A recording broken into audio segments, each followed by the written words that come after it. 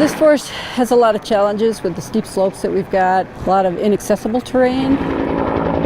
Definitely giving us some challenges on where we can and can't put some people on this fire because of that.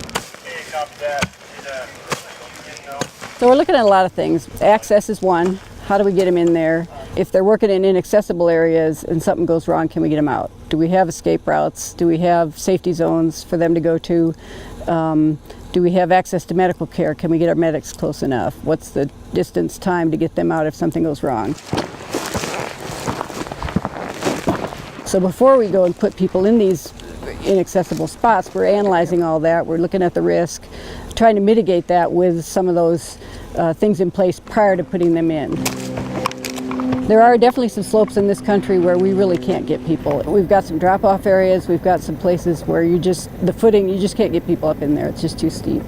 But steepness alone is not necessarily just the only consideration we're looking at. We're also looking at, where's the fire? How far are they from that fire? Can they see what's going on? Do we have time to pull them out if we need to, if something goes wrong?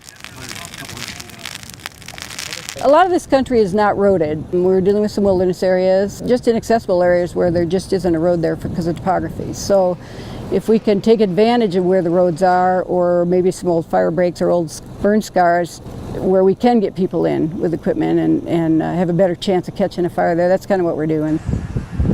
If you look at the country that we're in, the vegetation is pretty thick, pretty volatile when it actually starts burning, and that fire behavior is something we can't control. So we take advantage of the places where we can get ahead of it and hopefully cutting it off where we can